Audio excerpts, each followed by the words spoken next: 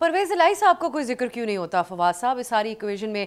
CM Khyber Pakhtunkhwa भी गए लाहौर, उन्होंने भी उनसे मुलाकात नहीं की, मुज़ाकरात की, जो हाँ, आपने जो लिस्ट बताई उसमें भी उनका जिक्र नहीं हुआ। देखिए सच्ची बात है, मैंने तो परवेज इलाही साहब से मुलाकात की कोशिश की थी, लेकिन वो कीन नहीं है इस वक्त किसी को मिलने में। डेफिनेटली जब से वो जेल से आए हैं वो पॉलिटिक्स में कीन नहीं है। और हमने तो कोशिश की कि उनसे भी मुलाकात हो और बातचीत जो है उनसे करें, लेकिन उन्होंने कोई जवाब नहीं दिया।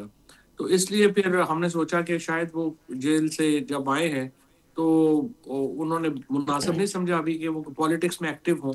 अगर वो पॉलिटिक्स में एक्टिव हों तो ऑब्वियसली उनका भी एक बड़ा रोल है। उनकी भी इतनी लंबी सियासत है, उनकी फैमिली की सियासत तो 100 साल की है, अब और 70 साल की तो है ही।